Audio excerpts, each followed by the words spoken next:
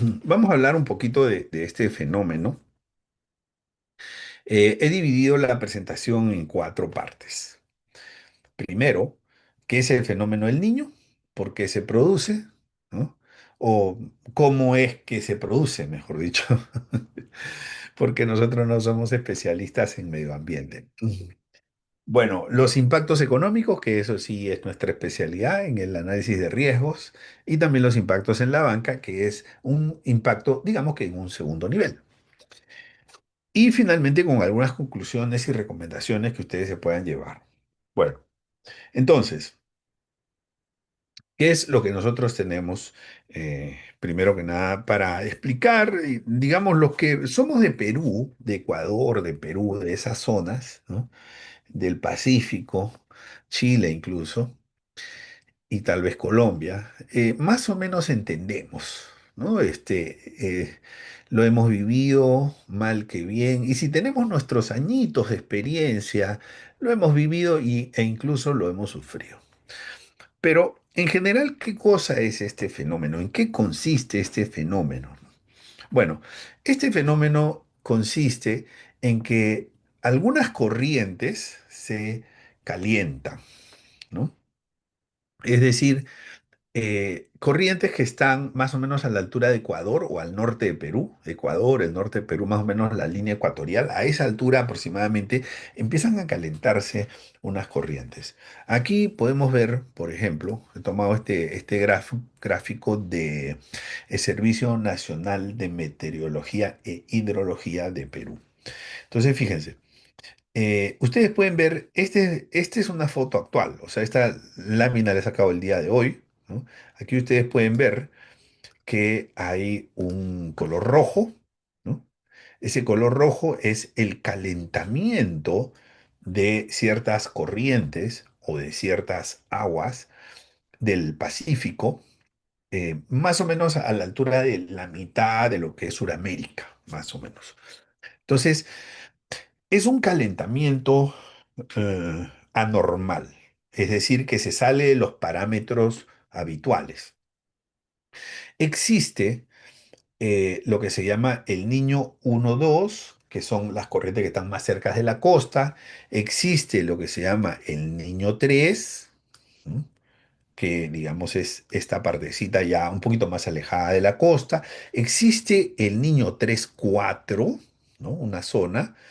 Y existe el Niño 4, que es la zona hasta por acá, es la zona 4, ¿no? Entonces, las consecuencias de hasta qué niño se abarca, ¿no? Si es el niño uno, que es el llamado niño costero, así se le llama, niño costero. Entonces, las consecuencias son distintas. Este es un fenómeno que no solamente va a afectar o podría afectar a Sudamérica. Bueno, en el caso del niño uno o del niño uno y 2, niño costero, seguramente sí, tiene un impacto directo en los países que están sobre todo en el lado de la costa o que están más pegados a la costa pacífica, probablemente. Pero a medida en que este niño pueda convertirse o pueda convertir las aguas calientes en niño 3, ¿no? El niño 3 llega hasta aquí, miren, hasta aquí llega el niño 3. Y hasta aquí llega el niño 4. Hasta aquí el 4, hasta aquí el 3, hasta aquí el 2 y este es el niño 1, ¿no?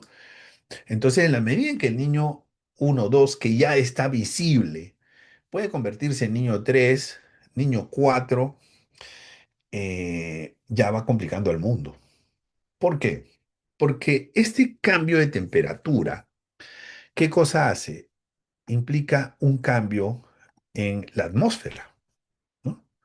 Es decir, cuando el agua se calienta, el agua genera vapor. Cualquier agua que se caliente, eso, pues, ciencias de la naturaleza básica, ¿no? Entonces, el agua que se calienta, la temperatura genera vapor, ¿ok? Cualquier lugar donde tú vayas que está un poco caliente, va a haber cierto vapor. Bueno, entonces, ese vapor tiene consecuencia en las nubes y las nubes, a su vez, se descargan a través de las precipitaciones o las lluvias Y entonces, pero ya en modo o en forma de desequilibrio. Y eso significa básicamente dos cosas. Significa que llueve más en lugares donde había cierto nivel de lluvia, llueve muchísimo más o llueve muchísimo menos. Es decir, se da un fenómeno de lluvias eh, severas o también fenómenos de sequía, donde habitualmente había cierto nivel de lluvias, no hay lluvias. Y eso tiene consecuencias en el agro, por ejemplo. ¿Por qué? Porque el agro, si tiene sequía, no produce. Si no se produce, entonces no hay alimentos. Si no hay alimentos, entonces por ley de oferta y demanda los alimentos suben. Pero los alimentos representan entre 30 y 40% de la canasta básica de los hogares y de las familias. Entonces, si sube el precio de los alimentos, la canasta básica también sube y sobre todo los segmentos que destinan una alta proporción de su presupuesto a alimentos, que son los segmentos económicos, digamos, menos favorecidos, van a tener un impacto fuerte para poder, digamos, subsistir cotidianamente. Y eso incluye pagarle al banco la hipoteca, pagarle al banco la tarjeta de crédito, consumir, ¿no? O sea, tiene otras implicancias. Bueno, entonces hay dos cosas que no se saben y que hay que decir. La primera es, todavía no se sabe en qué nivel de severidad va a estar este fenómeno del niño, tanto en temperatura como en extensión horizontal, si va a llegar hasta niño uno, niño 2, niño 3, niño 4, niño 5, ¿no? Algunos hablan de niño 5 ya para, ¿no? Entonces, eso no se sabe, pero lo que sí se ha visto es que este podría ser uno de los niños más fuertes del siglo o de los últimos siglos, ¿no? Así lo dicen algunos que bueno, no sé si estarán exagerando o no, pero vamos a prestarles algo de atención porque es muy incierto realmente poder determinar dos cosas. Primero, el nivel de severidad y segundo, cuánto va a durar, porque ese es otro misterio. Hay niños que duran 6 meses, hay niños que duran 18 meses. Entonces, no sabemos cuánto tiempo va a durar. Tenemos esa doble duda, el nivel de severidad y la duración del impacto. Entonces tenemos que estar preparados. Vamos a ver, vamos a estudiar cuál es el impacto que tiene esto, primero que nada en la economía, ¿no? Entonces, repasando un poquito el concepto o el manejo conceptual. Este es un evento climático. Esto se ha dado toda la vida, ¿no? Desde que empezamos a estudiar el clima. Esto se ha dado siempre. Pero, como ustedes saben, últimamente, en las últimas décadas, el planeta se ha estado calentando, después ese calentamiento se ha ido desacelerando, se ha vuelto a calentar, se ha vuelto a desacelerar. Entonces, todos esos vaivenes han generado también algunos desequilibrios en los cambios climáticos. Entonces, ¿qué cosa es el fenómeno del Niño? Un calentamiento de las aguas del Pacífico, que están cerca de la costa del Pacífico, ¿ok? Que va más o menos desde Ecuador hasta algo de Chile, incluso agarra. Bueno, entonces, esto altera la normalidad de la circulación atmosférica, ¿no? Es decir, agua, vapor, nube, lluvia, en fin, ríos, agua, ¿no? O sea, todo eso se altera, ¿ok? Se altera sustancialmente. Entonces, ¿eso qué genera? Que genera eventos extremos, que los ríos se desborden, por ejemplo. Genera que las lluvias sean tan torrenciales y tan severas que generen inundaciones, ¿no? Que en lugares donde nunca había llovido, llueva. Que en lugares donde toda la vida había llovido, deje llover y que haya sequía. ¿Y cuántas familias viven del agro, ¿no? Del café, del arroz, digamos, de los diferentes productos que tienen que generar, digamos, el rendimiento a la agricultura y de lo cual depende muchísima gente, ¿no? Sobre todo en los países de Sudamérica, los países andinos, Somos relativamente intensivos en agricultura, ¿no? Por razones históricas, culturales, por razones de, pues, la bondad y la generosidad de la tierra que tenemos, ¿no? Por diversas razones, ¿ok? Dependemos de la agricultura. En Panamá no. En Panamá importamos. Ese es un problema. Ese es un problema porque algunos dirán, ah, Panamá se salvó del fenómeno del niño. Espera, espera, espera, espera.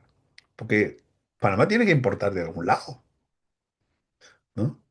Y entonces ahora Panamá va a importar más caro, porque si va a haber más escasez, entonces obviamente los precios van a subir y los panameños vamos a tener que importar más caro, ¿no? Entonces aquí no nos salvamos nadie. Tranquilos, señores, que esto es un tema que ojalá no resulte tan complicado, ¿no? Pero hay que irlo conversando para ir viendo los escenarios, ¿no? Bien, aquí saqué una fotografía de el Cenami, que eh, digamos es la entidad que estudia el clima en Perú. Entonces, bueno, aquí hay en lluvias, ¿no? Solamente saqué la parte de lluvias que es algo que nos importa, ¿no? Entonces, por ejemplo, el primero se ve moderado, ¿no? Ojo, moderado en lo que va el 2024. El color verde son lluvias, ¿ok? Pero también hay un color, después del color verde se sube al color celeste y se termina en color azul. Y aquí ustedes pueden ver que las lluvias son relativamente fuertes porque ya no estamos pasando del color verde, ¿no? Ojo, miren qué mes estamos. Estamos pasando del color verde al color celeste. Entonces, y todavía no ha llegado julio, agosto. O sea, esto podría llegar a tener color azul. Por eso, aquí lo han calificado como un niño moderado. Pero al menos aquí está lloviendo. ¿Hay sequías? Sí, por aquí hay algunas sequías. Vamos a mostrarlas por aquí. Las de color amarillo, de amarillo hacia abajo, son sequías. Hay algunas sequías, ¿no?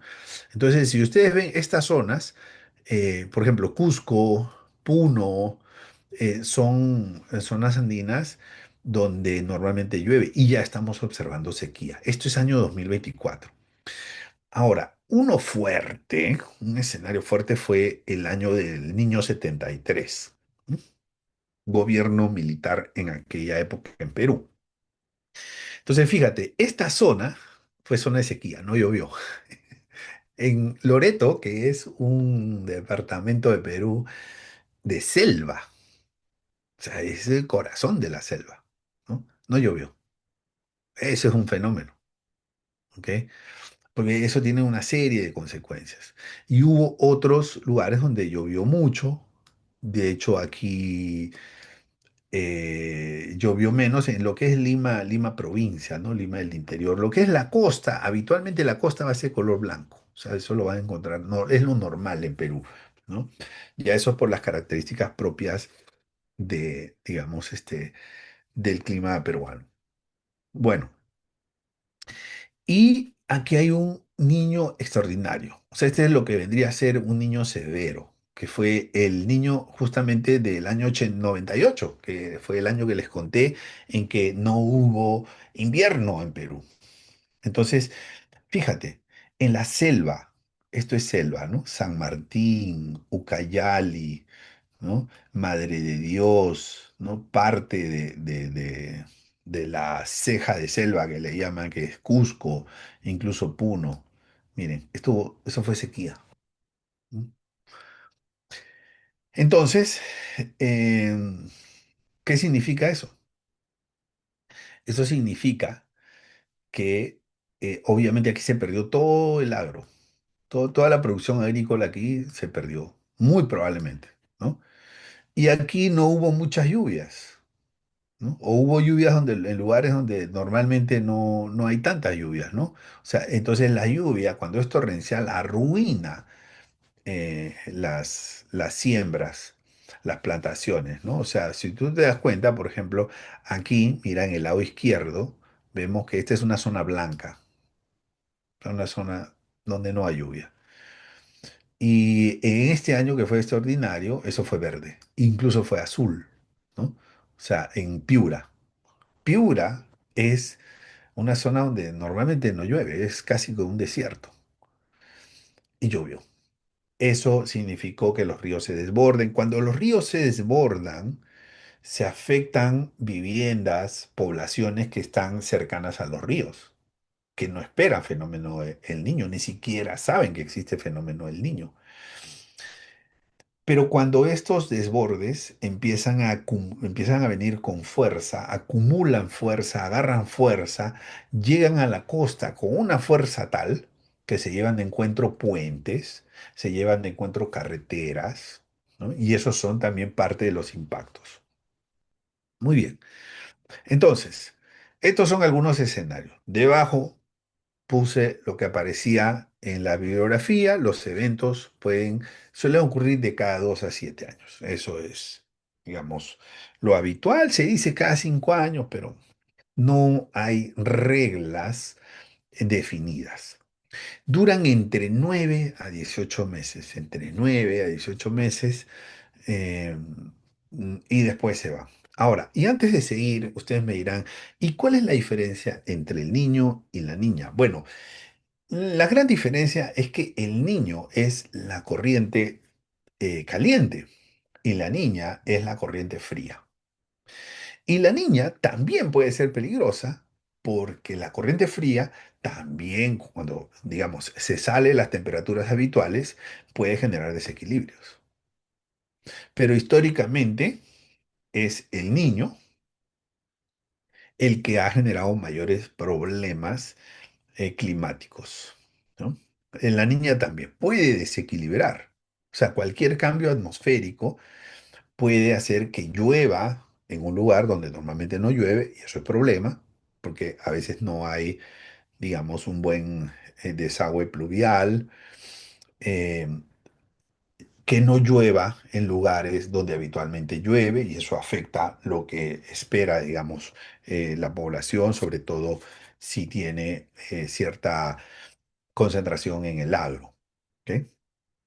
Bien, pero hasta ahora vamos estudiando el niño porque eso es lo que se entiende que viene a ser la amenaza para lo que viene del 2026. Entonces vamos a hablar ahora primero de los impactos económicos. Primer impacto económico, el agro. El agro, pero también la agricultura, ¿no? Porque recordemos que el ganado se alimenta del agro. Entonces,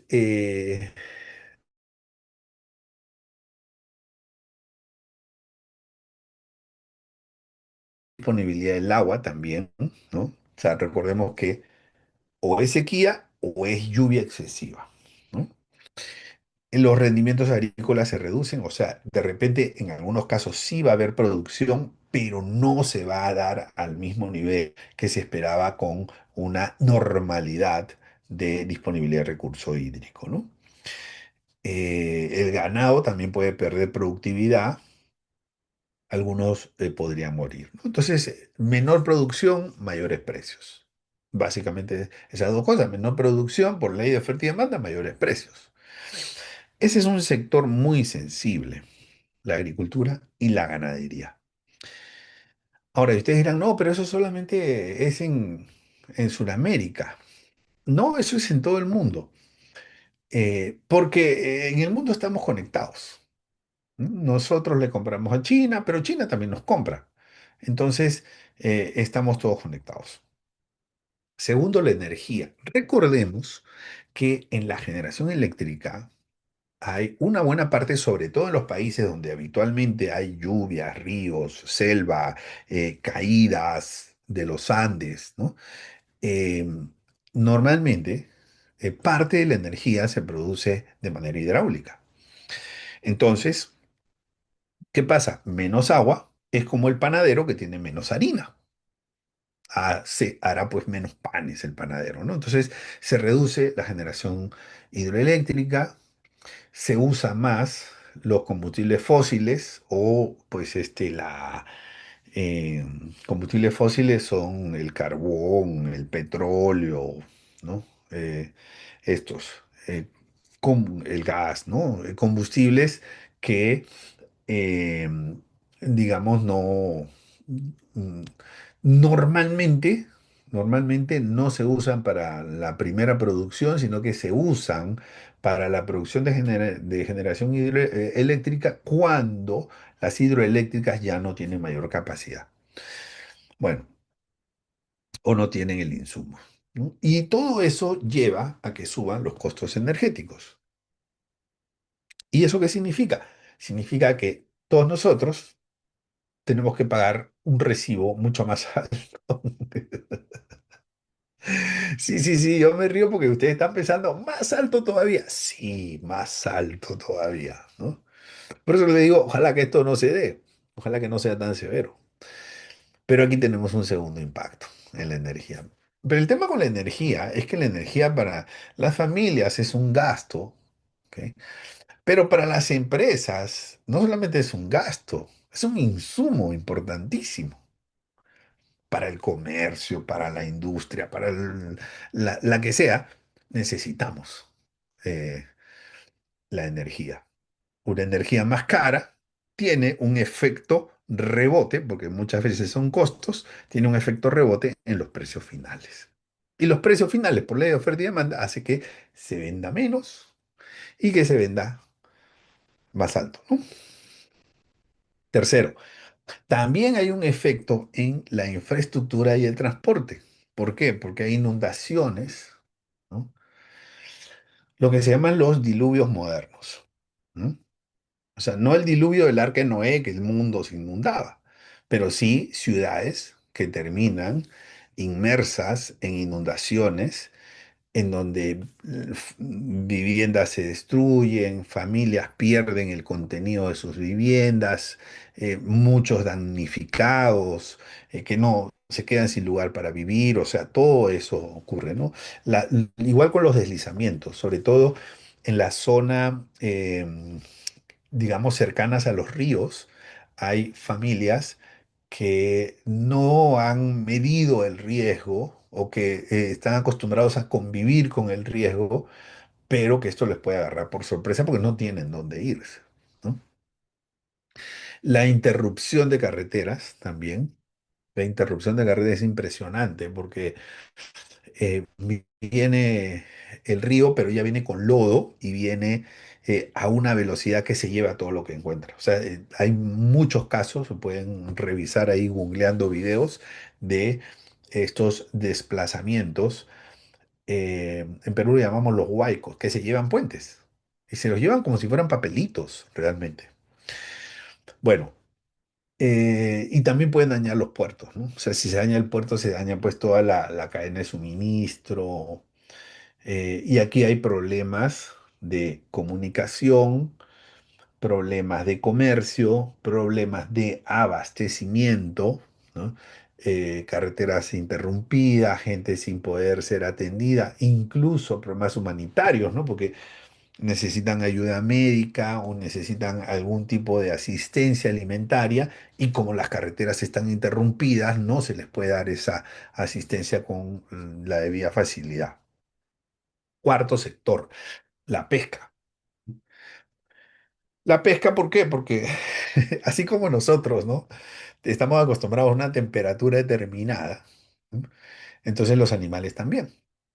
Entonces, cuando cambia la temperatura de las corrientes, los animales se van hacia las temperaturas a las que están más acostumbradas. Y entonces se hace, digamos, más difícil poder pescar. De hecho, Perú sufre mucho con la pesca de la anchoveta, que es un pez de agua fría, ¿no? Cuando llega el fenómeno del Niño, eh, existe esta escasez y la industria de la anchoveta en Perú es una industria eh, ya madura, bien establecida desde hace muchísimos años, que genera mucho empleo además, eh, y que se ve directamente afectada, ¿no? Entonces se disminuye la biomasa pesquera, ¿no? De repente va a haber un poquito más de tiburones, ¿no? Pero los peces de agua fría no tanto, ¿ok? Bueno, se reduce el volumen, digamos, capturado,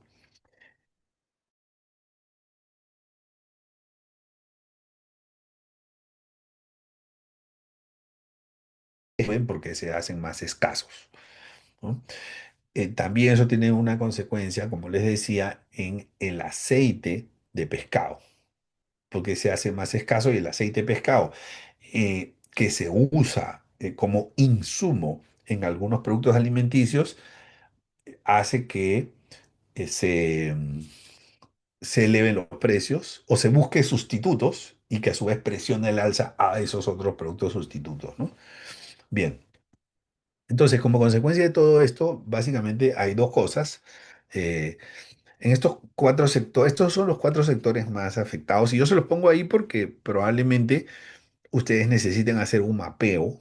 Si trabajan en bancos, necesiten hacer un mapeo de estos sectores. ¿Ok? Mira, si esto se pone feo, el día de mañana la junta directiva te va a llamar y te va a decir, mira, quiero un informe que me cuantifique el impacto, ¿no? Entonces ya ese lo queremos para mañana. Entonces eso va a ser muy difícil cuantificar si yo no he analizado, segmentado, identificado, no le he puesto colores, ¿no? A los sectores, sobre todo la cartera crediticia, específicos, ¿no? Es muy difícil poder hacerlo esto de un momento para otro. Bueno, pero independientemente de estos sectores, que es muy importante que una entidad financiera haya mapeado y que haya identificado, estos son los sectores, esta es mi exposición en cada uno de estos cuatro sectores, ¿no? Independientemente de eso, yo diría que deberíamos esperar una inflación como impacto económico, ¿no? O sea, inflación entendido en el sentido popular. En el sentido académico, ¿no? Si mi profesor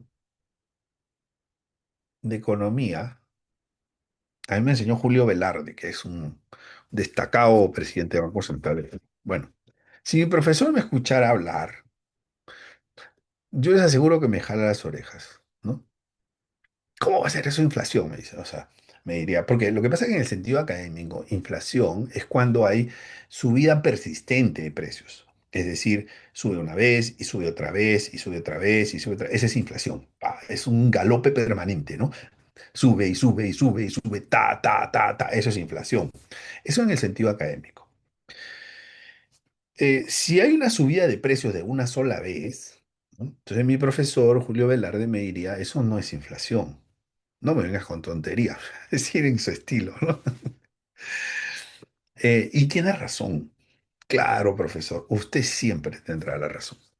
Bueno, entonces, pero cuando uno se convierte en una persona que comparte ideas y conocimientos, a veces tiene que sacrificar un poquito el tecnicismo para que la gente lo entienda mejor. Y a veces me invitan a programas de televisión o de radio, lo que sea, y me dicen, mire, ¿cómo es esto? ¿Cuál es el impacto de esto? ¿No? Entonces, cuando yo digo inflación, la gente lo entiende, ¿no? Pero no es en el sentido técnico, sino es en el sentido coloquial, es en el sentido popular, ¿no? Cuando yo le digo a alguien, va a haber inflación, le viene la idea sin que sepa nada de economía, van a subir los precios, ¿no? Entonces, me entiende fácil. Y yo prefiero, ¿no? Aunque mi profesor me jale las orejas, yo prefiero sacrificar ese tecnicismo con la finalidad de que la gente me entienda y que mi mensaje llegue más claro a más personas, ¿no? Bien, entonces, en ese sentido deberíamos esperar que el niño traiga efectos inflacionarios, ¿no? En el sentido popular, o sea, que haya una presión al alza en los precios, ¿no? Bien, pero la inflación no llega sola, ¿ok? La inflación no llega sola. La inflación llega con sus colaterales, con sus remedios, ¿no? Y normalmente los remedios, cuando la inflación digamos, cuando los precios tienden a incrementarse, entonces habitualmente, los bancos centrales dicen, bueno, tenemos que subir la tasa de interés para que esa tasa de interés más alta chupe la liquidez y para que, digamos, baje esa presión inflacionaria, ¿no? Bueno, entonces, Cuando yo hablo de inflación, me refiero, o sea, obviamente es el resumen de estos cuatro puntos que hemos visto, pero la inflación generalmente viene acompañada de una subida a la tasa de interés. ¿Ok? Bien, y lo otro es la incertidumbre, porque cuando pasan estas cosas, y esto más viene de mi experiencia empírica de haber vivido, por lo menos, he vivido dos niños, creo, pero uno fuerte, ¿no? Yo viví el niño del 83 y el niño del 97, ¿no? Entonces, pero el del 97 me pareció más severo. Andan ahí, ¿ah? Andan. Pero bueno, entonces, es que hay total incertidumbre, porque no se sabe cuánto tiempo va a durar el niño. No se sabe, ¿no? Entonces, y cuando hay incertidumbre, los empresarios o los inversionistas paralizan sus inversiones. Espera, espera, vamos a esperar que pase el temporal y después entramos a invertir. Entonces, hay menor inversión porque se ponen en suspenso, o a veces se van para otro lado y ya no vienen, ¿no? Se van para otros países que están menos afectados. Y también menor empleo, porque obviamente si hay menos inversión, menor empleo, ¿no? Se afecta el empleo. Estos son los impactos económicos en resumen. Ahora, en la banca, todo esto llevaba a la banca. En la banca, antiguamente, cuando yo comencé en el año 97 en una calificadora de riesgos, hablar de riesgos era hablar de riesgo de crédito, ¿no? E incluso los vicepresidentes de crédito, digamos, como gran cosa, ¿no? Empezaron a llamarse vicepresidente de créditos y riesgos, ¿no? Y veían las dos cosas, que hoy en día sería increíble, ¿no? Veían las dos cosas. Porque riesgo era riesgo de crédito, incluyendo cobranzas, ¿no? Después, bueno, llega pues el riesgo operacional con la famosa quiebra del Banco del Berings Bank en Nick Leeson y todo el fraude que hizo. Entonces, ya se amplió un poco la visión de riesgo. Llegó el JP Morgan que trajo un indicador de riesgo de mercado que se llama el VaR, entonces que se hizo muy popular, que el Comité Basilea lo adoptó. Entonces, se empezaron a hablar ya de diversos riesgos, ¿no? Y hoy en día todos los días sale un nuevo riesgo. Tranquilamente hay más de 20 riesgos, así contables, que puede tener cada uno su metodología, ¿no? Bueno, entonces aquí les he hecho un resumen de los principales riesgos, ¿no?, en los que una entidad financiera estaría inmersa. El primero es obviamente el riesgo de crédito, ¿no? ¿Por qué? Porque hay mucha gente que depende de estos sectores. Miren, aquí están cuatro sectores: energía, agricultura, ¿no? Ganadería, infraestructura, transporte, pesca. Bueno, hay gente que trabaja en esos sectores, ¿no? Pero se afecta también el comercio, ¿no? Porque se interrumpe la cadena de suministro. Entonces, en la banca, los ingresos de los clientes se ven afectados. No les puedo decir en qué porcentaje, pero la capacidad de pago se ve afectada. Y eso es un riesgo de crédito, es un impacto en el riesgo de crédito. Tal vez es solo un poquito, ojalá, o casi nada, ojalá. O tal vez es pesado, significativo. En los países de la costa Pacífico, aunque nadie se salva del fenómeno El Niño, pero los países de la costa Pacífico son generalmente más afectados. Perú, Ecuador, sobre todo. Bueno, caen los ingresos de los clientes, pérdida de la capacidad de pago, impacto en la morosidad. Debería haber mayor morosidad, ¿no? Entonces ahí hay, por un lado, digamos, este impacto en el riesgo de crédito. Después le voy a comentar qué podemos hacer. También el riesgo operacional. ¿Por qué? Porque si hay interrupción de carreteras, ¿no?, si hay interrupción de energía, o en algunos casos que ha habido racionamiento de energía, aquí puede haber un cierre de sucursales, ¿no? Importante. Eh, Se interrumpen las telecomunicaciones, se afectan los centros de procesamiento, ¿no? En general, la continuidad del negocio se puede ver afectada por este fenómeno El Niño. ¿Ok? Bien. Eh, el solo hecho que las personas no puedan ir a trabajar a su domicilio porque las carreteras están interrumpidas, porque hay un desborde de río, ya es un problema de continuidad del negocio. Bien, pero con la pandemia felizmente nos preparamos muy bien para eso y de alguna manera eso nos ha servido para elevar nuestra madurez en la continuidad del negocio. Luego tenemos el riesgo de mercado. ¿Por qué? Porque se elevan los precios de los commodities, ¿no? eh, en algunos países donde hay tasa de cambio, el precio del dólar o el precio de la conversión de la moneda se puede afectar, ¿no? Recuerda que los términos de intercambio se alteran.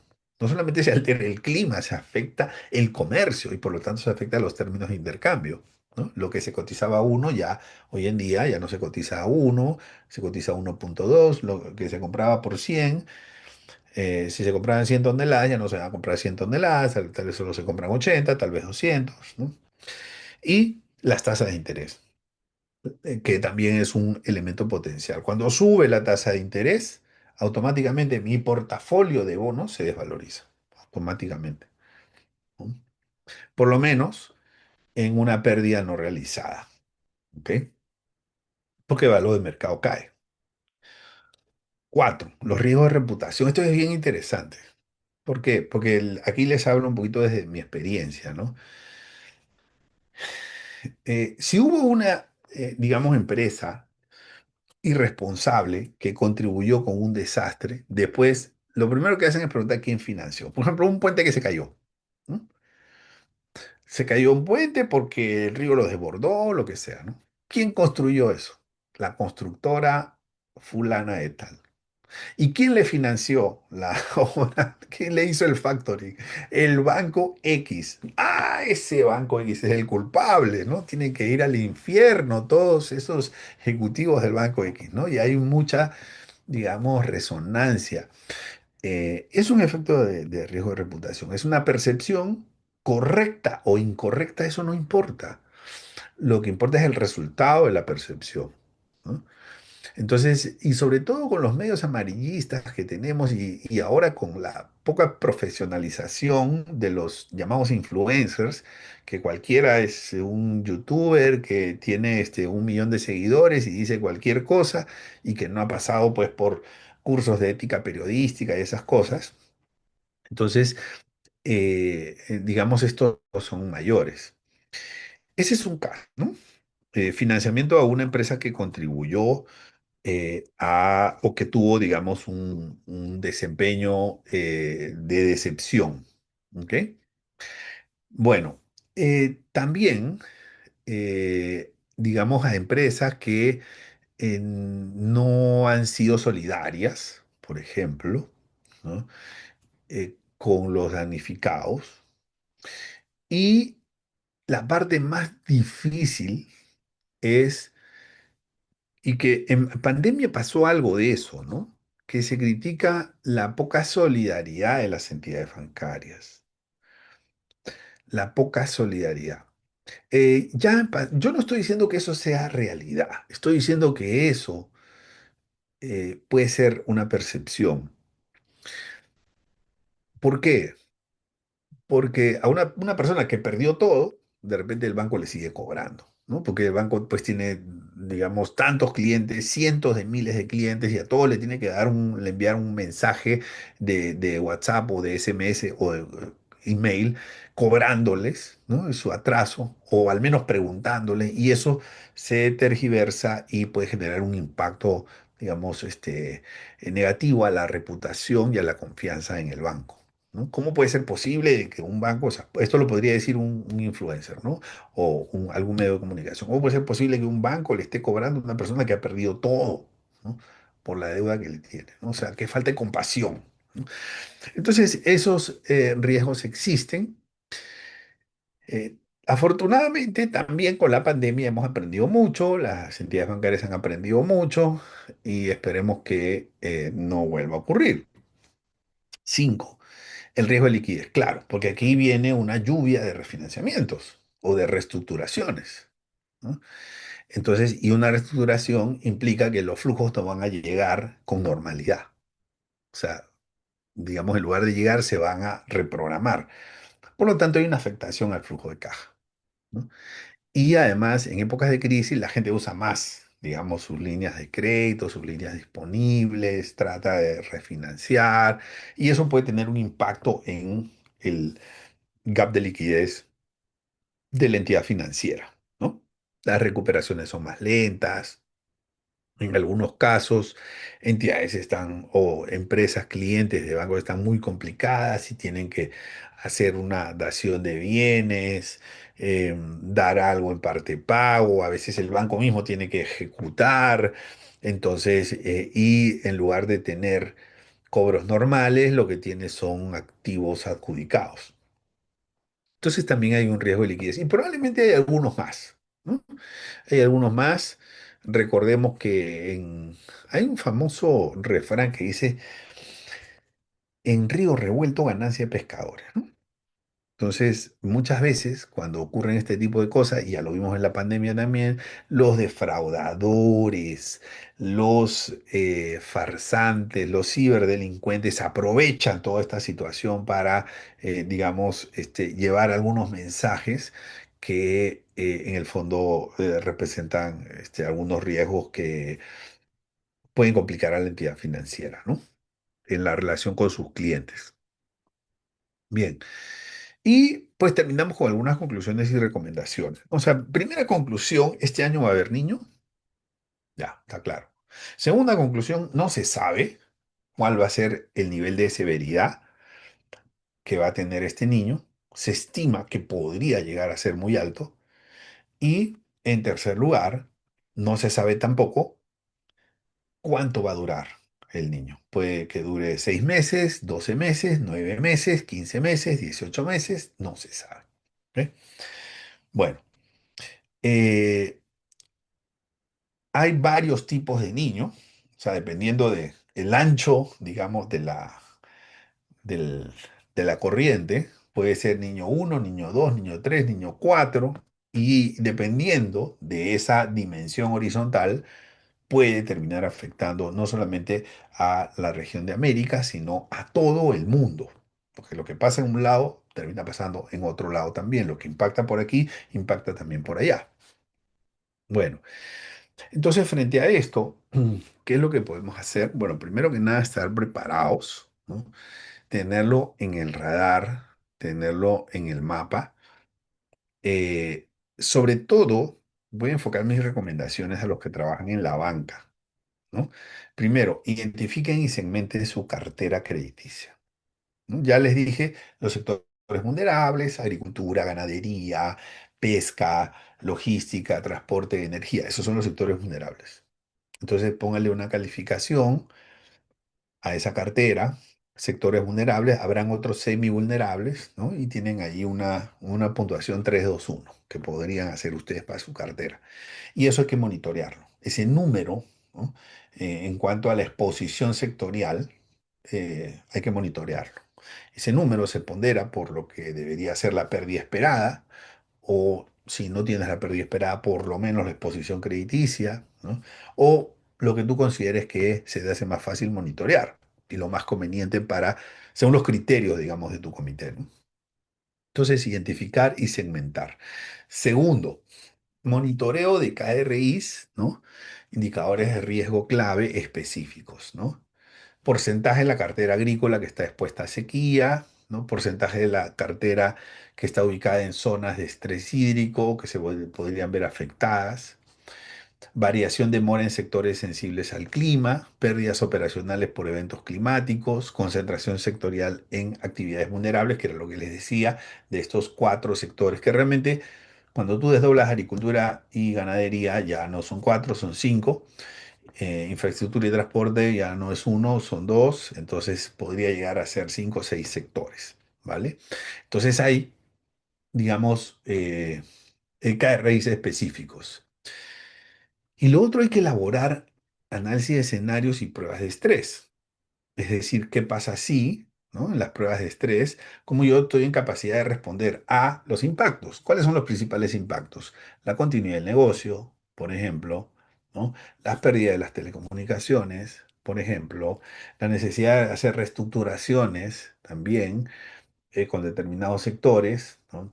La necesidad de cobrar seguros de... Hay seguros de clima, por ejemplo, ¿no? Entonces uno también debería ver cuáles son los márgenes de acción que yo tengo ante la ocurrencia de estos eventos. Es muy difícil aquí aplicar la prevención. Cuando tú trabajas en gestión de riesgo, tienes la prevención, tienes la alerta y tienes la reducción de daño.